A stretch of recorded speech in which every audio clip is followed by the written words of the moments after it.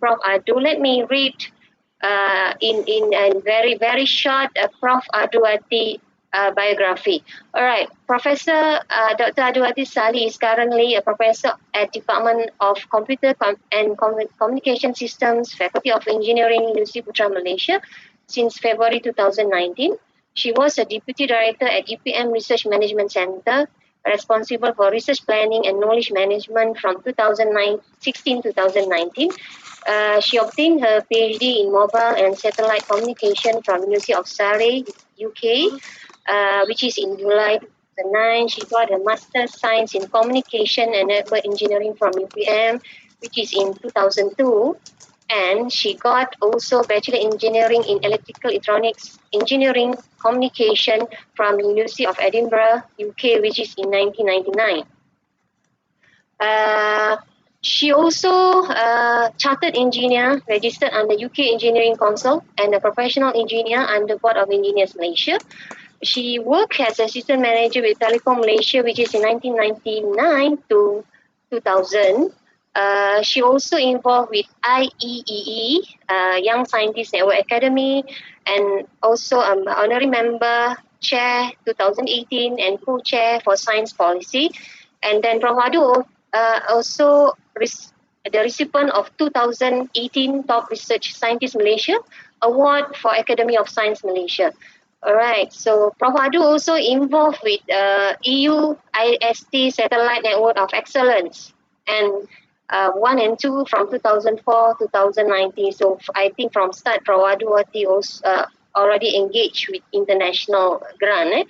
She is the principal investigator and collaborator for projects under the local and international funding bodies, Malaysian Ministry of Science, Technology and Innovation, Malaysian Ministry of Higher Education, Malaysian Communication and Multimedia Commission, Research University Grant Scheme, the Academy Science of Developing World, which is TWAS ComStack, Joint Grant, EU Horizon 2020 Research and Innovation Staff Exchange, H20 RISE, EU Erasmus, Capacity Building for Higher Education, and NICT Japan, ASEAN IBO.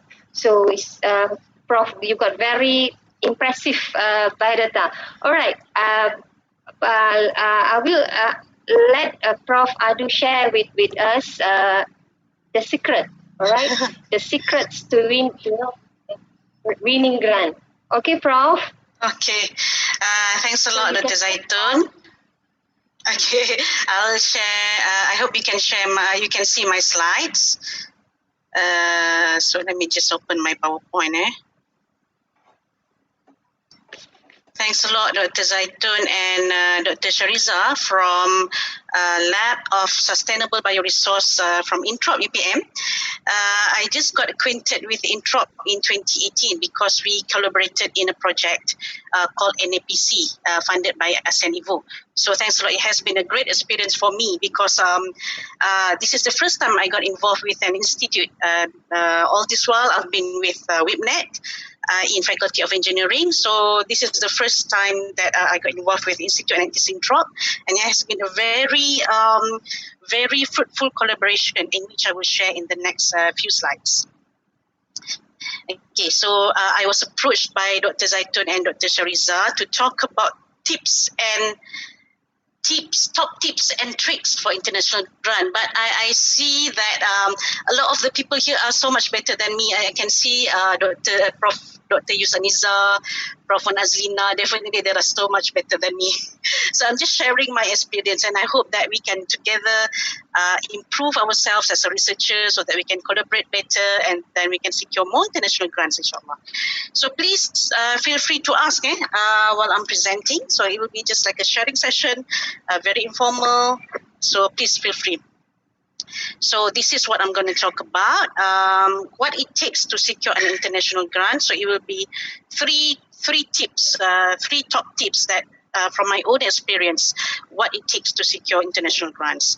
And then I will talk about some case studies in which I got international grants approved from ASEAN EVO and APC, the one that Dr. Zaita mentioned just now. And then EU Horizon 2020, a project called ATOM. And then another project, actually two projects in which I happened to get from TWAS Comstack, and another two projects which I got involved in under EU Erasmus Plus. There are two projects called My Son and Shift. And then some challenges on why we can venture into international grant and why we should apply for international grant.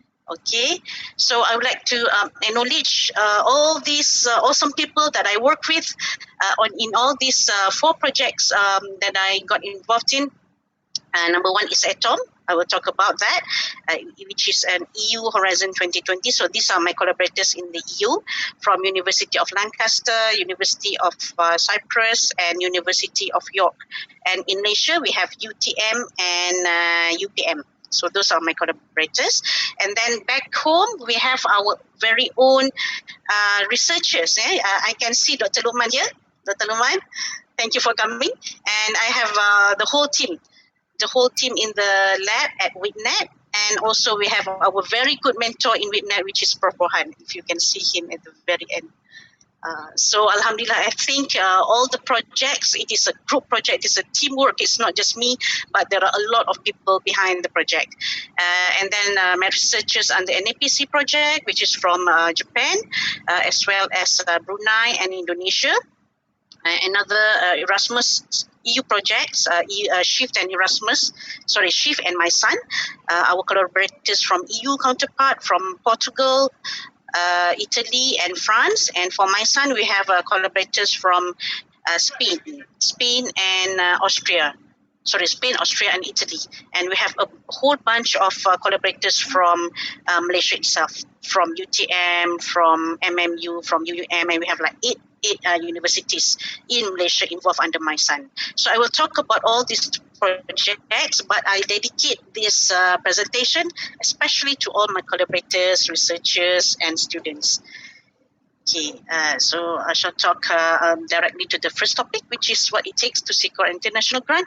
First of all, there's no shortcut, especially for international grant. It's visibility, visibility, visibility. People should know you before they could invite you in. So visibility, it can be in anything. First of all, your CV.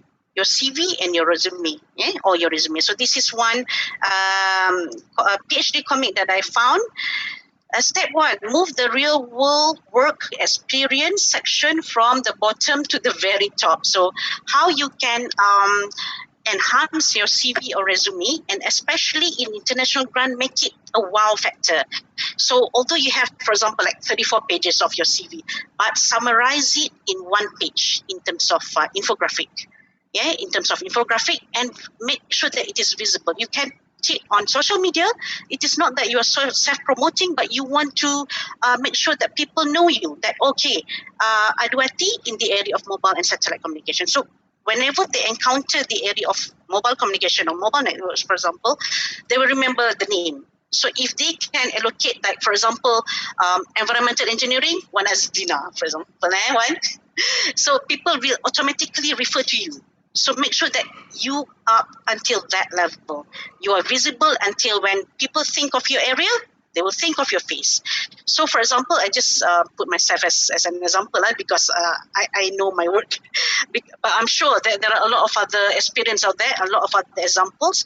Like for example, when people talk about digital communications, when wireless communications, they will invite you in. So this is one example where MCMC and the Ministry of Communications and Multimedia, they invite me in as the moderator. Although I'm not the recipient of the consultancy work, it is a consultancy project, but they awarded to Multimedia University. UPM bid, but we did not win. We did not get award of the consultancy grant. But when they want to do seminar or when they want to do workshop, they remember you to invite you in. Although you are not the main actor or actress, not the main rock star, for example, but they still remember you. So we should make ourselves visible until that stage. So that is one, because when you're visible, then people will call you in. Number two, research standing. Of course, we are talking about international grant. It's always research projects, and we are after all researchers. Yeah, so research standing is very much important. Although you are visible, but in the end, you have to conduct the project. So in order to conduct the project, you have to have the substance. You have to know the knowledge and skills in that area. So number one, this is what I figure out: research quality. Make sure that it is niche and you have funding, you have collaboration. I know it is like, for example, how can I get collaboration, international collaboration, if I don't have anyone now yet? Yeah, it is like a cycle. You have to be visible and people will notice you, and then you will start collaborating. And after one collaboration, you will come to another one, and the next one. The most difficult one is always the first one. Yeah, just like journal. The first journal will be the most difficult, but after that, it will be just like a consequence, like a continuation, like a follow up. So you will get that eventually. Yeah. So your research has to be niche. Try very much as possible to get funding. Yeah, start with one, and after that it will be easy. And then collaboration. Make sure that you have collaboration. For example, in publications, this will go into the next topic, which is on publications. So publication, try as much as possible to have international collaboration. Like for example, I noticed that in UPM we have our students who are also lecturers in other universities. There are lecturers, but they came over to Malaysia to do PhD, for example. So maintain their affiliation with the international institution, with that original institution. So maintain that. And also, if you can invite people in, like your supervisor, your PhD supervisor, like for example, most of the lecturers in UPM, we did our PhD in the UK. So maintain that relationship. Although, like for example, sometimes our supervisor is already old, already retired, but you have that group, right? In PhD, you are always assigned in a group, in a research group. So maintain the relationship. Yeah, when you maintain, for example, your colleagues from PhD, they have gone back to their countries in Sri Lanka or in Thailand or in France. So maintain that relationship that you can still collaborate with them. This is where we can write our high impact journals, especially Q1 and Q2. No doubt it will increase your visibility in terms of research standing. But don't underestimate popular writing. So popular writing is like you write in a magazine, you write in a newspaper, mainstream newspaper, even if you write in social media. So don't underestimate this. If I can share my experience, when I share in Facebook, people from places that I never thought, like for example, from the ministry or from other institutes, even from international universities, they came over because they said that, oh, I noticed your work shared in Facebook, or I noticed your work shared in ResearcherGate. So don't underestimate all this social media. Use it to reach out to more people, to more collaborations.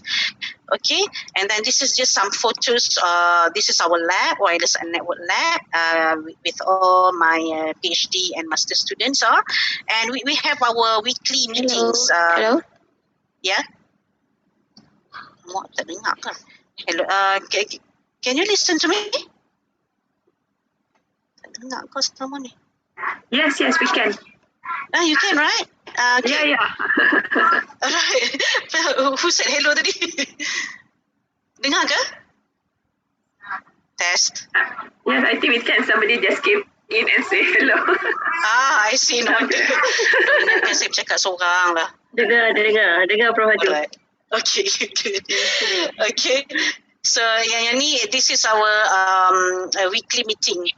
Weekly meeting before CMC that for 14 of October. We have our weekly meeting where myself and our students debated or discussed on our papers, on our findings. So it's like a healthy activities in the lab. To have a weekly meeting. But of course now with CMC and everything, it's very difficult. When we do online, it's not the same as having a face-to-face conversation. But I totally understand that.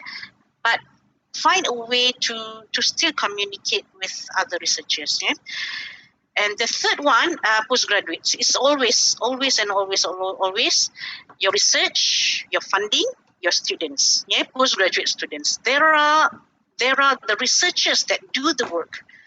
Yeah, because for example, if you're a lecturer, at one point of time, we couldn't do the work itself because we are so much involved with teaching, with administrative work, with community work. So we have to, no, I don't want to say rely, but we have to empower our postgraduates to be responsible, or to explore all these possibilities for research, and it is also a training for them. Yeah, if you have like local or international, eventually they will leave and go to other places, go to other institutions. So this is where we empower them, we train them to be knowledge. For example, know how to conduct research and know how to do collaboration and networking, as well as know how to reach out for international grants. So also don't underestimate, when they graduated and return to their countries, they can be the ambassadors. They can recommend to other people. They can recommend for potential collaboration in the future. So we still have this. Just to share that in our group, all those have graduated and returned to their home countries, I invite them to be co-supervisor to the current student. So we still maintain that relationship. So I still maintain my relationship with University of Surrey, with my PhD supervisory committee. But my students also maintain their relationship with me and the research group, the lecturers in our research group, when they graduated. So we have to make sure that we have conducive environment, especially in the lab, with the facilities and also collaboration. So you can see that the word or the term collaboration exists in all these uh, 3 points. Yeah, research standing is always interrelated to these 3 points: so research quality, the publications, and the postgraduate itself. So these are the oil and fuel of your research, of the lab, of your research standing. Okay, boleh, please feel free to ask questions. I worry that I will be talking alone. All right. And the third one, good things comes in threes. So the first one just now is visibility. The second one is research standing.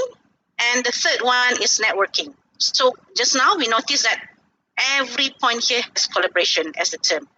So when we have collaboration, it always means networking. So international grant, like it or not, even if you're really good, but if you don't know how to do network, you don't know how to reach out to people outside, it's very difficult to get international grant. So the third point, take home point, is networking. Yeah, so networking. So international grant, all over the world. We target for all over the world. So Alhamdulillah, our team has obtained projects from the EU, where last time in the Horizon 2020, it was the UK that led the project, because the UK then was still in EU, but now UK is already Brexit. So they couldn't be the project leader, but they can still be a project member under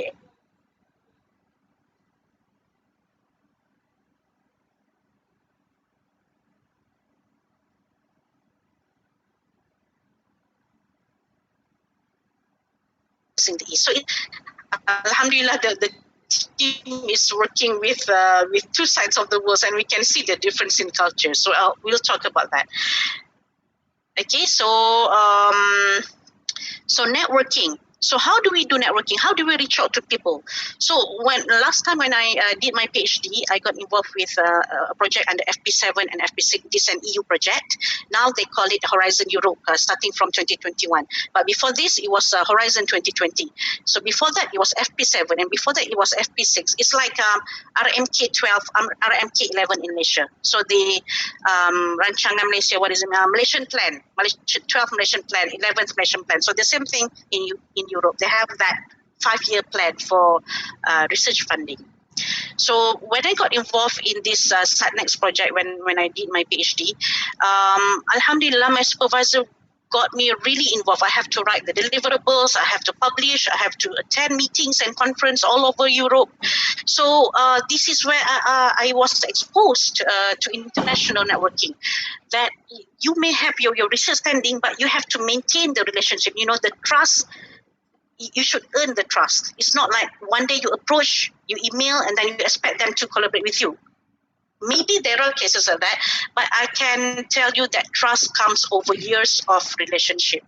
So maintain that relationship, especially with your PhD supervisors or colleagues. Yeah, don't lose that breach. Don't lose that link. But also from the researchers, from the paper that you refer to. Of course, when you write papers, you refer to other people's work, right? Uh, be I don't know. It's sometimes you just write an email asking them, okay, can we refer to your paper? We would like to enhance it. We would like to improve it by introducing the mechanism of blah blah blah blah. Make it very professional. It's just not you getting something from them. You must also give something to them. What is it? What is it for them? Because they have already published the paper. Then suddenly you email them asking for, I don't know, for some work or for some results or for some techniques. So you have to give something in order to get something. So offer them something so that they can start collaborating and know you. So this is a skill that we can start, or you can train your students, your PhD student, to have that. But for supervisors, when your PhD student emails somebody outside, make sure that you are in the loop, you are in CC, or better that you yourself initiate the conversation, initiate the email, so that they know that it is not something that like a personal. It's like a group or institution to institution. So make it like formal. And then when it becomes like a good relationship, then you can just email it one to one. Okay, apart from that, local researchers from the same areas as yours. In my area, mobile communication, mobile network, satellite communication, we have a list of researchers that are also working in the same area. Like it or not, we will always meet each other. We can meet in a conference, we can meet in a meeting. So always maintain that local researchers from the same areas as yours. In fact, a number of international grants that we obtain is actually from our local researchers. They recommend to their colleagues, and then their colleagues again. So it's over so many hops. Yeah. So maintain this relationship.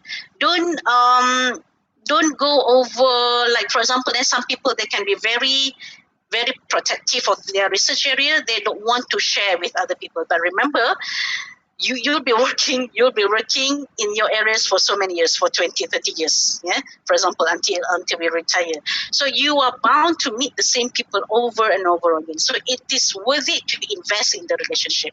Don't go over, like for example, the small thing that you have differences. Let it go and start over, and then you can start asking for, how are you? Maybe we can write papers together. Can you be my students co-supervisor, or things like that, yeah, for local researchers. So there are actually more opportunities in terms of this point, yeah, local researchers, because it's easier. And then the fourth one is professional bodies. So if you notice that just now Dr. Zaitan was reading my biography, I got involved with IEEE, IET, BEM, IEM, and YSN. Yeah, YSN, ASM. So all these bodies, sometimes people say that, oh, I don't have time, yeah, to get involved in all these NGOs, all these professional bodies, because it will take my time. Yeah, but remember that volunteerism will bring you far and wide, beyond your circle of influence. Yeah, for example, I just cite my example because I'm working in IEEE and IET. IEEE, IET, BEM, and YSN. But the work is voluntary. Yeah, voluntary, but it will enhance your experience. So don't underestimate these professional bodies. Make time or allocate some time to get involved in, because this is where you meet new people. You meet people from the industry, you meet people from the regulatory bodies, you meet people from all over the world, for example, because for example, IEEE, we have Malaysia section, but the main HQ is in the US, but they also have sections or branches all over the world. So it is worth get involved in this kind of professional bodies. The next one is consultancies. If I may share our experience in Horizon 2020 that we got involved in, it's actually from a consultancy that we work on. We were working on with my mentors and colleagues, Prof. Rohan, Prof. No Kamaria, which is our dean now, Prof. Lee, and then we have Prof. Raja. So we started with a consultancy by Ministry of Communication and Multimedia in 2009, if I'm not mistaken. So from that, we have to develop some projects on wireless sensor network, as we know as IoT these days. And when we got involved, I get to know Dr. Bruce Liao from UTM. And Dr. Bruce, in return, invited me to join an international grant called ATOM under Horizon 2020 with his ex-postdoctorate when he did his PhD. You know, all this going back and back and back, and then you got involved in. So all this reaching out to people under networking is very essential. And finally, government agencies and industry. We don't want our projects to be just on papers, to be just a blue sky research, but no one is going to implement it. We don't want that to happen. So this is where I'm not sure in any other areas, but in engineering, for example, especially in my areas, in mobile and satellite communications, we should be working on closely with government agencies and industry. Like in my area, we work a lot with telcos, telecommunication operators, like all these DG, Maxis, Cellcom, and then we work closely with KKMM, with MCMC, the registry for, the regulatory body for communications and multimedia. So all this, although it is, you are not paid to do it, you are not requested to do it, but you volunteer yourself. You volunteer yourself so that you can enhance your work. Like for example, in this particular MCMC and MTSFE, we develop standards for 5G. 5G, which will be soon implemented in Malaysia, but it is also being implemented in other countries such as Japan. So we develop standards for telecommunications operations. So you get to know people, and that it will lead to collaborations in the future. So those are the three take home. Yeah, what it takes to secure an international grant: visibility, research standing, networking. Very, very much important is these three main points. If you could bring it home. So I'm going to talk about the case study in the projects I got involved in. There are four case studies. Yeah, the first one is ASEAN Evo, ASEAN International Office, International Voluntary Office or something under NICT. So NICT is like government arm for research in electrical and electronics. In Malaysia, it is similar to MIMOS. Yeah, just like in MIMOS, but NICT is under Japan's government. So this is the journey of my proposal, of our proposal, the project. So we first submitted in 2017, but it got rejected. But the good thing about ASEAN Evo is it is like a consortium. First, we have to pitch the proposal. So I have to pitch the proposal, but it got turned down. But we revamp everything and we resubmit in 2018. We revamp everything, and alhamdulillah, at this point of time in 2018, Prof. Orhan was in charge. As I mentioned just now, teamwork is very important. So alhamdulillah, in our group, we have very good mentors like Prof. Burhan, Prof. Noor, and then Prof. Adli, Prof. Aliani. So Prof. Burhan revamped the work, and we invited Introp in. Prof. Burhan invited Prof. Ainuddin and Dr. Shariza to come in, and then we revamp everything. We put Pitland as the topic, and then we invite collaborators from Brunei, from Indonesia, and then from NICT itself. So alhamdulillah, it got approved. So this is the team when we go to Raja Musa Forest Reserve in Kuala Selangor. So all this is with the collaboration with others, and I have to thank Introp for being very active in this project. Me being background of mobile and satellite communication, I don't know anything about peatland or mangrove, but from this project I learned about peatlands and mangroves. So multidisciplinary is very important. It's the way to go these days. You cannot just stay within your research area anymore. If you just maintain your research area, you can reach out just a limited area. But if you go multidisciplinary, you can reach out to more people, you can reach out to more areas. And especially for international grant, now there are rewarding for multidisciplinary rather than just one particular topic. So this is from my observation as well. And finally, the project is approved in 2018, alhamdulillah, and the project is extended until 2021. We obtained 76,000 US dollar. Initially, it was until 2020, but because of COVID-19, we managed to extend it until 2021. So Alhamdulillah, the project got very good coverage. So this is one example. This year, we were featured in Utusan Malaysia, yeah, and then in DNA, in Digital News Asia. So it is a collaboration between UPM and MIMOS for Malaysia, and then we also have international partners in Brunei, BPPT and IPB, Institute Pertanian Bogor in Indonesia. So in Malaysia, we have MIMOS and UPM.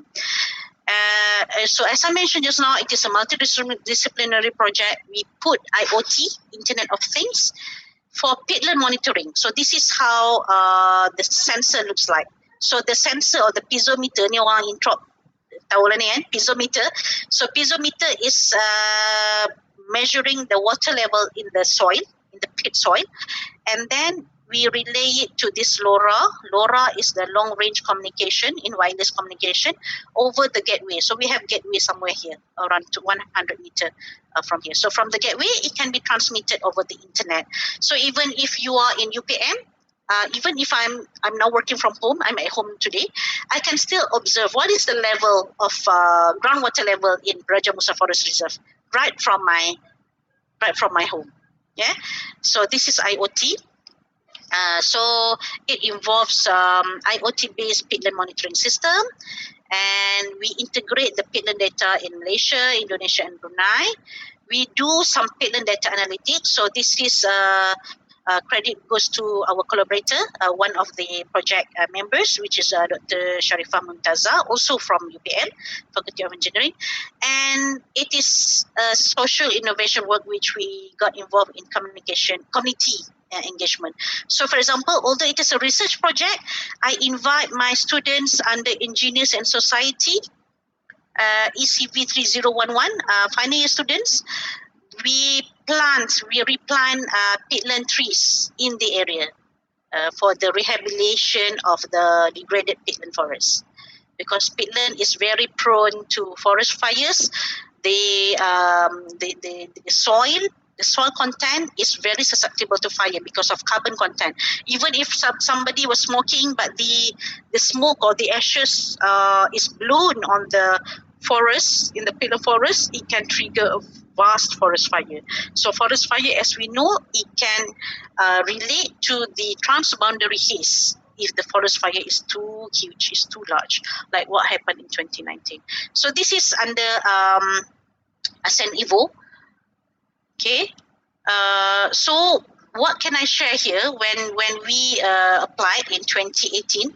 So make sure that you follow right to the dot of the call for proposal. So this is one example, the call for proposal that we submitted in 2018. So there are call for proposal under topics. So they have several topics: smart agriculture, smart tourism, smart environment, information reliability. So we applied under smart environment protection. So follow this very closely. So if they say the due date is for example, in this date, due date is January 31st, 2018. Don't start working in 1st of January. Don't. You should start working backward at least 3 months before. Because remember, collaboration is just not overnight email. Collaboration, you have to build the trust. So you have the trust, ongoing trust, and then you can start preparing proposals together. It's not like a cut and paste proposal and then you expect people to work with you. So it's very difficult. Although it may work, but it's very unlikely to win, to get an approved project. So follow the requirements to the dot. Specific problem statement. So if you can see here, sorry, it's a little bit small, but maybe you can also Google this. They talk about analyzing data, environment, monitoring. So they give you some hints, even some keywords, but we don't use any of the keywords here. We follow the requirements. It is still within the topic what we have, but we have very specific problem statement. Peatland in ASEAN. So nobody is looking into it in under ASEAN Evo proposals, because ASEAN Evo, remember, there are NICT, just like MIMOS, they don't have reach out to the forestry area. So by collaborating with the forestry, especially with Introp, we have niche problem statement. Okay, so we have this specific problem statement, and we offer both technological and social innovation. It was not in the requirements. They doesn't say it, but we offer that. So remember, the value that you propose is very important. They give very minimum requirement. You meet the requirement, but you put more values, additional values. So then it will be a plus point for you. So the next project that we got involved in is EU Horizon 2020. It's called ATOM, Advancing the State of the Art of MIMO. Yeah, so it is under EU, European Commission. So the project started like this. We met collaborator at the consultancy project 2011. The project itself is a 2-year project.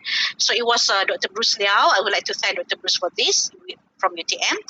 And then Dr. Bruce introduced me to the team from the UK, from Lancaster, York, and Cyprus. And then we wrote proposals together with the team in 2015. So you see that the relationship from 2011 to 2015, so it is a 4-year relationship already. Okay, so it is worth investing in your relationship, in the networking. And then Alhamdulillah, the project got approved in 2016. And then it just ended in 2020 on the 31st of January. So now we are extending the project for another proposal. Okay, so this is what the project is all about. So we have, just to share the experience, we have the EU partners from Lancaster, York, and Cyprus. And we have the ASEA part. ASEA part is again UPM, UTM, Concept from Pakistan, and Credenia from Sri Lanka. So it's always a relationship between EU and ASEA. So ASEA is where we have to find out. Sometimes they say that, Aduwati, can you find somebody from this country. So this is where we have to maintain the relationship. So I got to know people from my PhD years in Surrey. So we contact them again. So the project is about wireless communications. I don't want to bore you with all the details, but the title is this lah: Advancing the State of the Art of MIMO for Successful Evolution of Wireless Networks. So it is MSCA Marie Klodowska Curie Research and Innovation Staff Exchange. So it is exchange, mobility, but we have to do research for during this mobility. So Alhamdulillah, we got 5 Q1 journals, and we're also submitting this year because there are some more works that we haven't published yet, and it leads to 2 Grand Putra. Yeah, and now we are submitting to another international grant, which is still under review, and 12 secondments. They call it secondments, but it is actually a research attachment in our term. Research attachment means UTM researchers going to all these Europe institutions, all these 3 Europe institutions, and they came over. So these are all the research attachments that we did. We went to University of York, University of Lancaster, University of Cyprus, and this is Prof. Borhad, and then we have our researchers in respective universities, and they came over as well. And in this particular one, we hosted one researcher, Faiza, from University of York to UPM. So all this mobility, as a supervisor myself, I supervise my PhD students. This is an exposure for our PhD students to work internationally. With the research attachment, they can get attached to world-renowned labs in the world, world-renowned labs. So they know the culture. They know the culture over there, and we can write papers together. When you have the affiliation of the journal papers with international universities, especially in top 50 in QS ranking, your chance or probability to get accepted, the paper to get accepted, is higher. Yeah, this is from my observation as well, and it has been proven by statistics in Scopus or in Elsevier. So this is our example for Atom, and it's not just all rosy, sunny pictures going away or going abroad and everything, but the writing itself. So if I may share the experience, this is the thing that we have to do. It was like 160 pages of proposal, like a thesis itself. It's not like a fortnight work. It was months of work, at least 3 months. We were writing this, but Alhamdulillah, the project leader, Prof. Zvigu, now he is with the University of Manchester, but then he was with the University of Lancaster.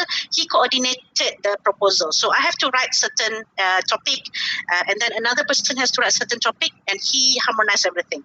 So these are the topics that we have to write: the excellence, impact, how are we going to implement it, and then we have to write the references, the capacities of participating organizations. So we want to know, they want to know, the EU want to know, UPM is inside this proposal. What can UPM offer? So this is what number 6 is all about: capacities of the participating organizations, ethics aspects, letters of commitment of partner organization. So this is where we have to work closely with the central bodies. Like for example, in UPM, we have RMC, we have international office, we have the VC office.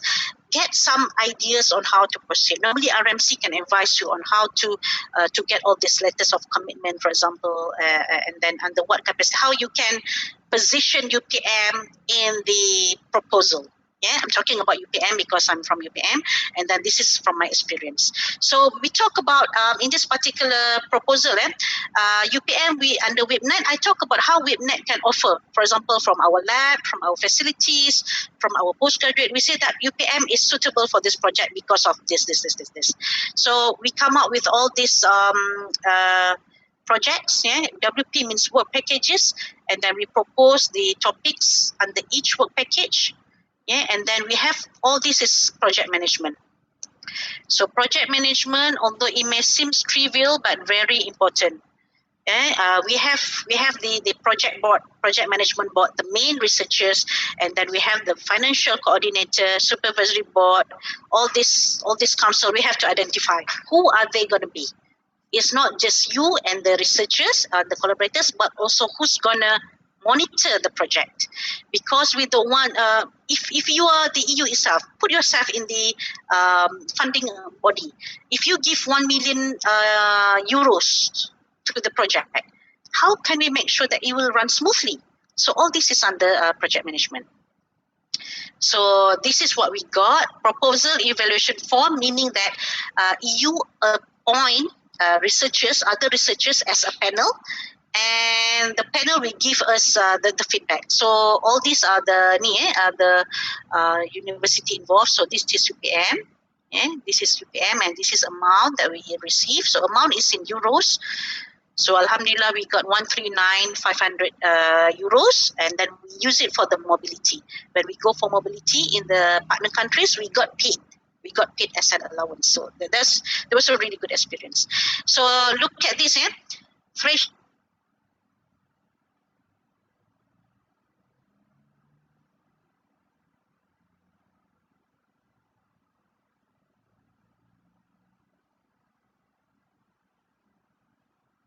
So in this one, it is excellence, impact, implementation, operational capacity.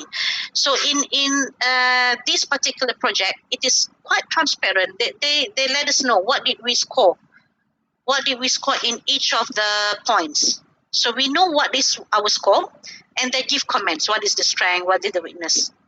Even if we don't get this approved, the team will know what is the weakness, so we can improve ourselves. We can try again. So you can see here, it's good because it's multidisciplinary, very relevant, quality interactions between Malaysia, Sri Lanka, Pakistan, etc. So you can read all this. You can get the slides from Dr. Shariza and Dr. Zaitun later. So it's very meticulous proposal. Yeah, with EC, with EU, it's very meticulous. But if you get, if the project got approved, they will give you 100% of what you request. So that is the beauty of European Commission's project. The third project, or the third case study, the one that I obtained, Alhamdulillah, is called TWAS Comstack. TWAS is under Islamic Development Board, I think, IDB, Islamic Development Board, and also Comstack is the science and technology part of it. So Alhamdulillah, I got 2 projects under TWAS Comstack, one in 2010, another one in 2013. So this is the title. The first project is entitled Resource Management for Mobile Sensor Networks, and the second project is entitled Intelligent Spectrum Sharing and Sensing in Cognitive Radio.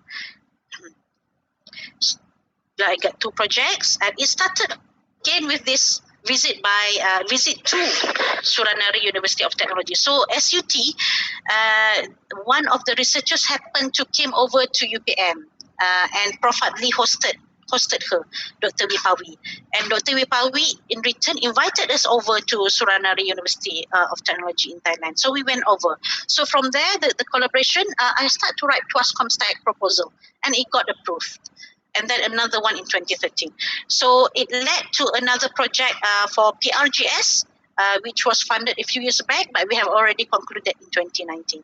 So it will like a ring. Yeah, it will get involved with another one and another one. So it will always grow from one collaboration to another. So this project, it was meant for early researchers, early career researchers under the age of 40 and below. So this is the original. But when I go through, it was just discontinued. So we can no longer apply. I'm so sorry for that. I think because I don't know, maybe they don't have any more funding, or maybe they rebrand it to other kind of funding. But last time it was meant for young individual scientists in OIC countries. Organization of Islamic Countries. So I obtained this twice under the area of engineering sciences and information technology. So it was a good experience, although the amount is not much. It was around, maybe in total around 40,000 ringgit, but I can use it to buy anything for the project. I can purchase printer, I can purchase books, because some of this is not allowed under kind of other kind of grants. So you have to make sure that you read thoroughly. Some projects, they just cover for mobility. Some grants, they just cover for research equipment. Some grants, they just cover for books. So find this, figure out how you can move forward, although they just give you, for example, funding for books and computers. So you have to find other grants to match this or to complement this grant. Okay, so you have to be flexible, and flexible as well as bird's eye view of the projects. Okay, so this is the PRGS project. So remember, when I talk about all these grants, it leads to PRGS here. So the PRGS is what we obtain, and again, this is also approved under the leadership of Prof. Burhan applied and approved, and I was the project member. But so we take turns. Other projects, I become the project leader, but another project, maybe other collaborator, like for example, Prof. Burhan or Prof. No or Prof. Adli or Dr. Faziro. So we take turns, because sometimes this is the main area. The main area is on the integration, and I can contribute in this resource management, for example. Sorry, my kids are around. Are you to be this alone, or there are other people with you? So this is the PRGS project that we did, and Alhamdulillah, the project is recognized under EU Innovation Radar. So I submitted a proposal when it is requested by EU, and then they said that okay, we award you with this EU Innovation Radar. So under PRGS, we have to do prototype in the lab. So the fourth case study, as I guess this is the last example. Hold on, So this one is led by our dean, Prof. No Kamaria.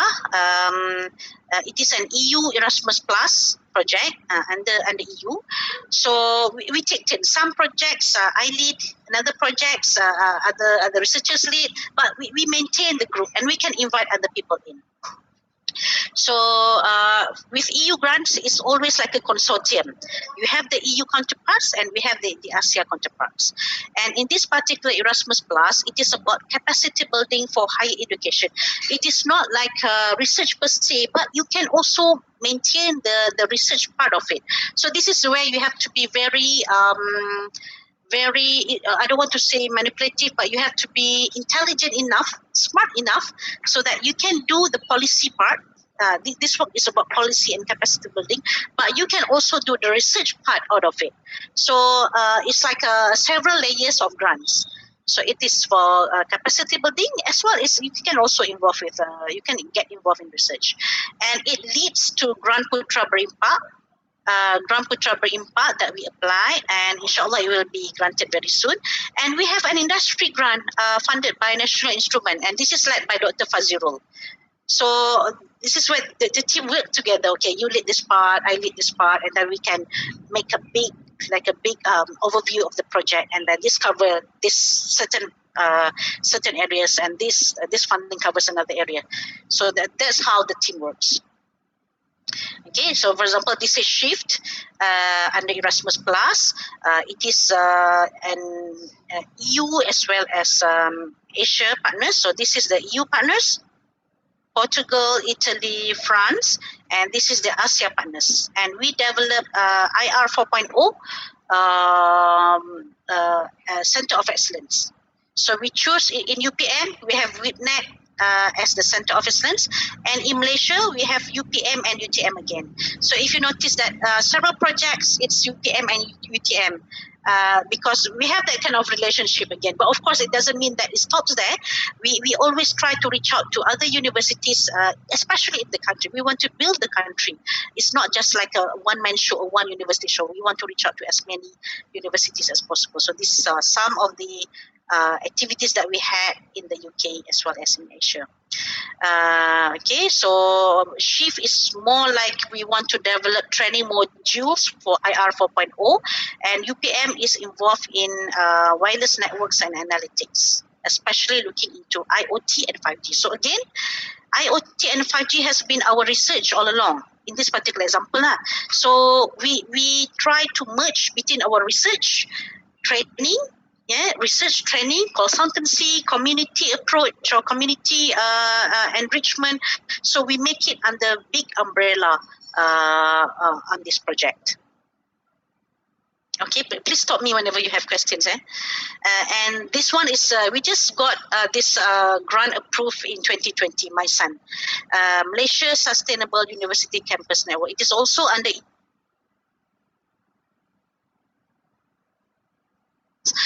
and it is capacity building again. We want to create on sustainability and energy efficiency in Malaysian higher education institution. So you can see, as the name suggests, it's for Malaysia. So EU, although the funding is from Europe, but they also award it with respect to the country's interests. So in this case, it is actually for Malaysia, definitely for Malaysia. So you can see that we have UPM, UTM, UITM, MMU, even JPT, UMT, UNIMAS, and UMS. So we want to create these sustainability practices in campus for Malaysian universities. Yeah, but the Europe part, they will share their experience. They will share their best practices. So it's like we learn from them, but actually in reality, they also learn from us. So this is what the EU wants when they award any project. So Malaysian HAS become the living lab in sustainability and energy efficiency. So this is the buzzword now. If you want to apply for EU grants, if you mention about sustainability, how you can position sustainability in your proposal, it will be very good because they are really looking into this kind of keywords, or how are you going to sustain the project or sustain the environment. So Malaysia will become reference center for best practices in sustainability and energy efficiency. So although it is like a policy making project, but you can also involve research elements in it. So this is where you have to be smart to maneuver or to manage your work. Okay. So challenges. Just move this here. So of course, even local grants, we have challenges, right? So what more international grants? I encounter a number of challenges. So if I may summarize under this one slide, number one, agreement. Okay, agreement normally it will be MOA. It will be MOA, memorandum of agreement. So to sign MOA, work closely with your dean's office because the dean's office will forward it to the TNCPI office, and TNCPI office will forward it to JPU. So agreement, you have to make sure that it is you. As a researcher, you should talk with your partners, with your counterparts. Some institution like the EU, they have it's not the researcher who talk about all this agreement, but they have a specific project manager, or sometimes the legal officer itself, one legal officer per project. In some of the EU universities and institutions that I know of. But in UPM, the researcher has to initiate this. Like it or not. But of course, you may feel that I'm a researcher. What do I know about agreement or legal things? But the good thing is you will learn. As a researcher, I signed so many, I initiated agreements with so many institutions, then you will learn. Although my background is in engineering. I know some of the legal terms, so that's the good part of it. You have to initiate. The researcher has to initiate this, but the officers will help you along the way to get the agreement signed. But bear in mind, sometimes it may take up to 3 months. So bear this in mind. I know that some our central officers is trying to expedite the process, but it's good that if you prepare for the worst, so that you can have some backups. Because some projects you couldn't do anything without agreement signing, and they will not disburse you any money without agreement signing again. So this is the numero uno thing or challenge in any international grant. Okay, and number two is matching grants, because sometimes some of the projects they only fund you for certain areas. For example, in the EU Horizon 2020, they just fund you for mobility in my area. So I have to find other grants to support the research itself in UPM. Or for example, in Erasmus Plus, they don't cover for research. They just cover for the capacity building activities. So we have to find a way to find grants to cover the research itself, because at the end of the day, we want to have papers as well to document our work. So you have to talk with your team on how you can get matching grants. Talk to RMC as well. They don't give you straight away matching grants one to one, but you can talk to RMC and discuss what is the best way to proceed. Or you can even find grants from other sources, like for example, KPT grants, FRGS, TRGS, so you can complement the international grant that you receive. Yeah. And then when you sign the agreement, you have to make sure that you open account amanah. Account amanah is another challenge. People wants to give you money, right? Because you obtain international grant. The Europe wants to give you money. The Japan wants to give you money. So you need an account. And they don't allow some funding body. They don't allow for personal account. But I know there are some grants they allow for personal accounts, and you have to show the transaction coming in and out. That can also be done as well. Of course, we are doing this ethically. But the best way, in my opinion, is account amanah, because account amanah it will be like an official account. Some people say that it's tedious, it's very difficult to withdraw money, to use the money. But I think from my experience, account amanah is the best. But make sure that you have good relationship with your pejabat bendahari in your faculty lah. So Alhamdulillah, in Faculty of Engineering, Pejabat Bendahari is very supportive. I meet them. Last time it was Puan Noriza, but Puan Noriza, I heard that she got transferred to the main Bendahari office. We're going to miss you, Puan Noriza. So I talked to Puan Noriza, I discussed, and then she gave me comment. Okay, Prof, you can use this money for this, write this. So you have to fill up the account. Fill up the form. But you have to make sure that you monitor. If you are the pemegang account, you are the pemegang account amanah. Yeah, pemegang account amanah, meaning that you can sign. Yeah, the signatory of the account, the signatory. So you have to be responsible. You have to know the transaction of the grants coming in, going out. Because don't say that. I just do research. I don't know about the money coming in out. You should not say that. As a researcher, as a project manager, you should know. And this is like amanah, as the name itself, right? The account amanah is your what's amanah in English? Honesty maybe. It's your responsibility. So you have to be responsible of your project. So you should know the project progress in terms of technical progress as well as the financial progress. The good rule of thumb, this is what I learned from my stint 3 years in RMC. Good rule of thumb, your progress, for example, is 50%. The financial progress is also 50%. Don't make it like your own money. I don't want to spend. I want to keep the money. Don't, because remember you have to put up a proposal. So follow the proposal. You want to spend for this. Use it. Use the money for your research activities. Okay. And in my experience, another challenge is secondments or traveling. Yeah, the number 4 and 5 here is very interrelated, because I have to arrange, I have to manage secondments or research attachment of my students, of the project members going to Europe, and then they need visa. they need visa, they need to arrange their traveling. So we have all sorts of problem, especially for my PhD students. My PhD students, they are from Iran, they are from Iraq, from Algeria, from Malaysia, of course. For Malaysia, not much of a problem because our visa is still okay, our passport is okay, but we got very much challenge. We got a lot of challenges for my students from Iran and Iraq. Alhamdulillah, there are very good researchers. There are very good postgraduate students, but I know the passport sometimes is very difficult to some countries. Like I don't know if Wahid is there. I don't think he is. Wahid is my PhD student. He's from Iran.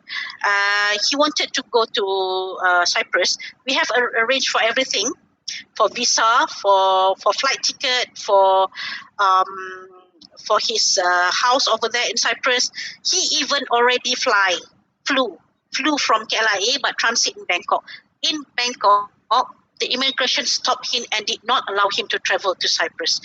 I was really, really shocked because Wahid was alone in Bangkok Suvarnabhumi airport, and then he got deported back to Malaysia. He couldn't fly to Cyprus. He got stopped by the immigration. You know how worried I was because Wahid was my PhD student and my counterpart in Cyprus is waiting for him, and we have arranged everything, but Wahid couldn't go because of his Iranian visa. So it was really, really, I feel very sorry for Wahid. And then we said, Wahid, I'm so sorry. You have spent a lot of money for this second one, but it seems that you couldn't go because of his passport. So this has been a very valuable lesson for us. But Alhamdulillah, Wahid just stayed in Malaysia, and he is finishing soon. Alhamdulillah. So that is the good part of it. And then the one in the box, it is not related to the project itself. If you notice, all these challenges is not about technical project. It is not about technical difficulties. It's not about the project itself. How do I go about doing the research, doing the project? Nothing at all. The technical part is the least of your worry. The main challenge is all this, the non-technical part. And in the one in the boxes here, it's all about project management. Yeah, about project management. Yes. I think moderator nak say something. Dengar. Oh, okay. Yes, please. Sorry, you got 10 minutes more. Okay, boleh dah. Yang ni second last slides. Questions? Boleh? Kena tunggu at the end You finish the slide first, and then we have questions after you finish the presentation. I think that's better. Yeah, better kan? Okay, so I'll just finish this. Okay, so quickly, the project management part. We know about this 2020. So international grants is always traveling. You have to meet your collaborators. You have to go to their labs. You have to present. You have to do workshops and training. But sometimes COVID-19 happened. COVID-19 appeared. You couldn't travel. Yeah, so it is a really shock. But this is where project management kicks in. And the cultures, we know, and for my team and I, we have cultures from Japan. They are very specific. Even 1 cent that you request from them, they want to know where does it go. 1 minute that you are late, they want to know why you are late. Yeah, it's not bad because we learn about punctuality, right? When we work with Japan, but with Europe, they're a little bit, they can tolerate you, but they want to make sure that you deliver as you should. So all these different cultures, East and West, that you can learn. And finally, coordination. Hold on.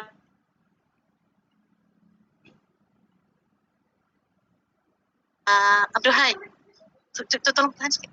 Sorry, so coordination. How can we coordinate with our partners so that the project can still be delivered although all this happens? Okay, the last one, the last slides.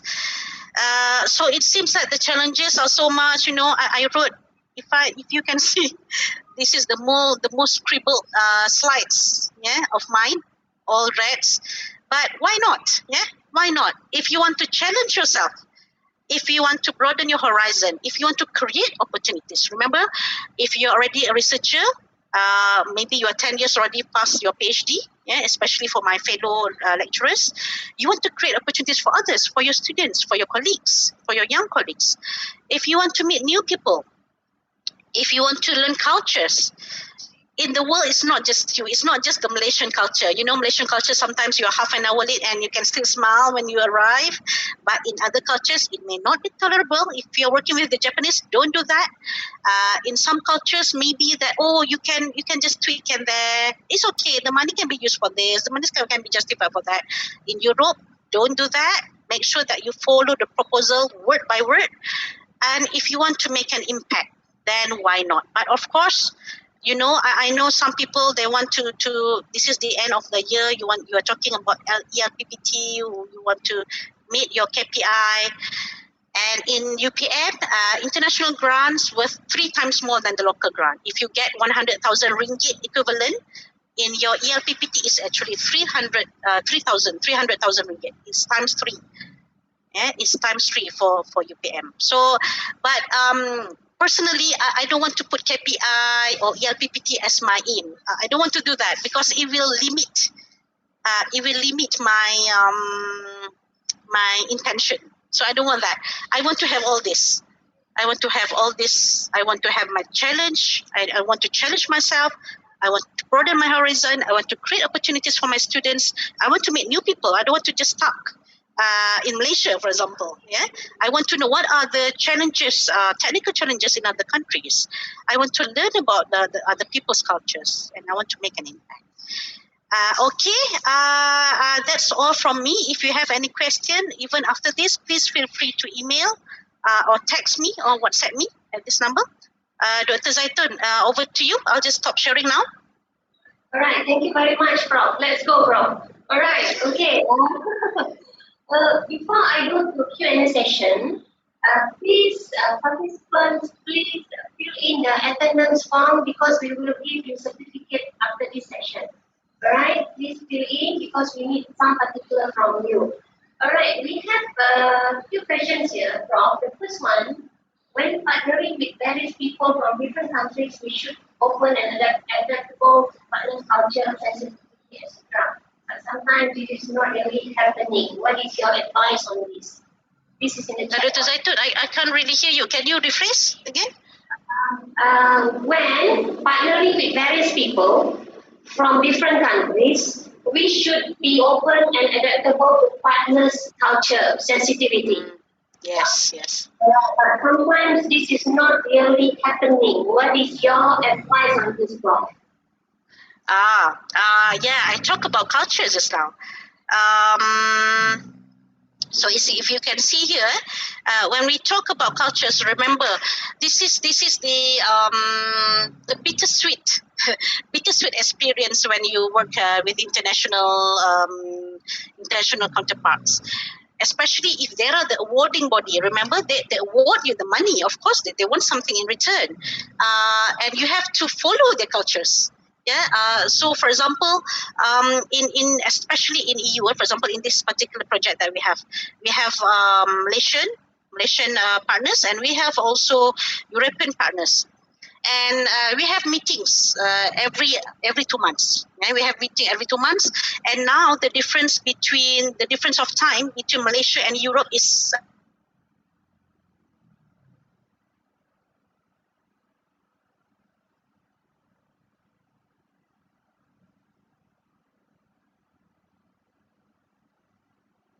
already 3 p.m. in Malaysia. But my Spanish counterpart said that, 8 p.m. is too early for me. I can hardly open my eyes. So we have to compromise.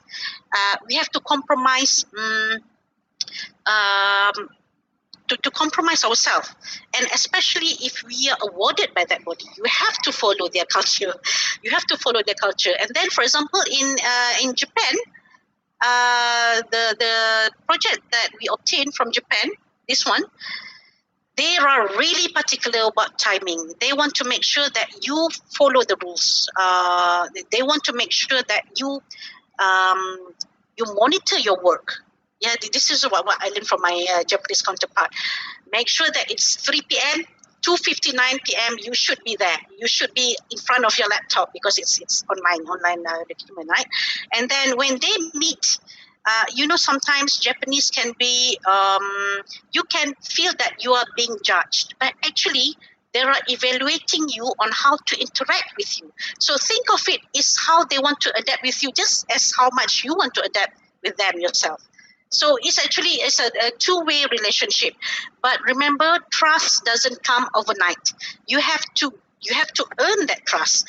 If they know that you're working really hard, for example, I noticed that, I'm so sorry people graduated from Japan. I noticed that Japanese is very meticulous, but I really appreciate their punctuality and their meticulousness in terms of, for example, you promise this, how come you do this? You do the other way around, for example. So I have to justify. When I justify, it's not that they will reject me altogether. I justify and then I give facts and figures. Oh, we have to change. For example, this pedant, they say, hey, how come you only put two sensors in your site? Sensors has to be many hundreds of sensors. Then you can get very good IoT monitoring. For example, this is the comments at the beginning. But we say that it's impossible to get 100 piezometers in Raja Musa Forest Reserve because it is so expensive, for example. And it is very difficult for us to monitor when the area is so large. Why not we make it like a proof of concept in a very well defined areas so that we can monitor better. All this justification. But eventually they say, okay, we agree with you, and they allow us. So that is Japanese is. But I think if you manage and successful working with Japanese, you can work with any kind or any cultures in the world, especially in Europe, because I graduated in the UK. So Europe culture is more or less the same as the UK culture, and I'm used to it. So Japanese culture is new to me. So that's why I think for me, Japanese culture is quite challenging for me, but I appreciate their cultures because it makes everyone's life easy. So that is my answer, Dr. Zaitan. Okay, thank you, Prof. Because actually we got here three questions. The second question is this is regarding a new lecturer. How the new lecturer want to secure an international grant as a project leader? I think you faced this before. Yes, right? yes. Yeah. In my experience, Alhamdulillah, I found grants that offer under 40.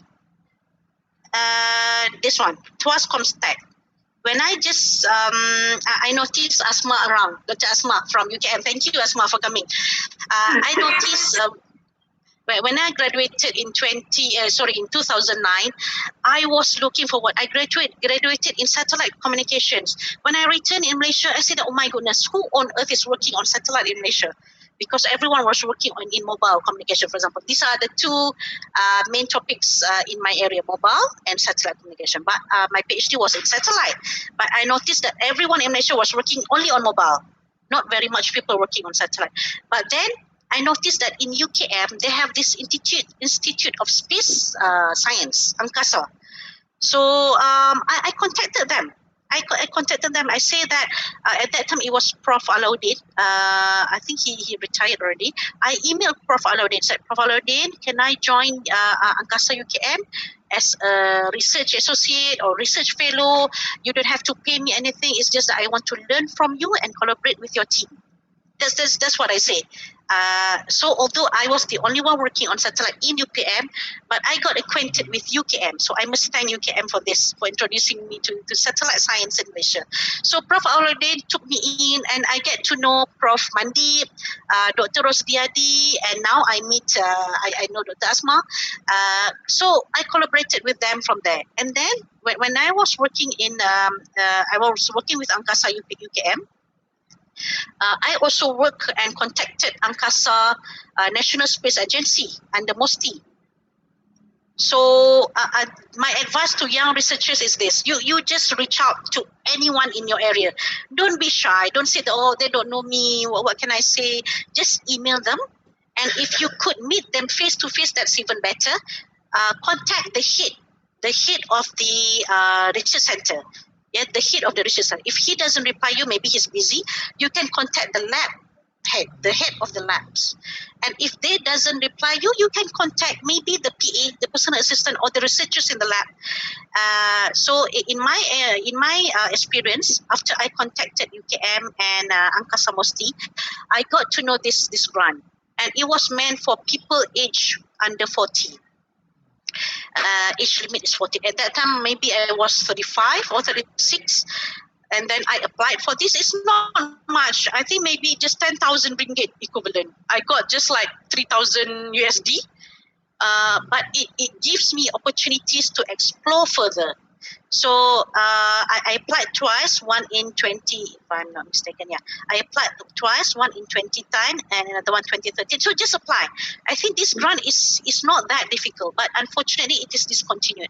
But keep on finding other grants that award this kind of grants, the young researchers make. It will specifically say young individual scientists, for example.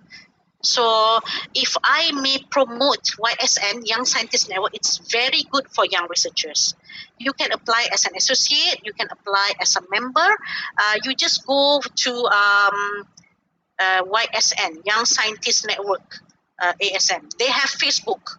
Yeah, they have Facebook of YSN, and you can know more things about YSN. It is now led by Dr. Chai from Previously, the vice chair was Dr. Adi from UKM, but now it is Dr. Manraj from UPM, the vice chair. So please, for young researchers, get to know your young counterparts and involve with this Young Scientist Network. Okay, Dr. Zaitun. Number 3. If grants in or existing areas are not much as at present, we know that nowadays we don't have a lot of sources of grant. What's your thought for us why grants in new related areas? How do we strategize and highlight our strengthen them? Yes, I know now it's very, very difficult to get FRGS. To be honest, I applied FRGS for 3 years consecutively. I got rejected, and I am one of FRGS KPT panel. So even the panel, we couldn't guarantee that we got FRGS. FRGS is very difficult now. I don't know what's it, to be honest. But it could be that funding is limited and they award only the best proposals. So that is local scenario. But in the international scenario, it could be different.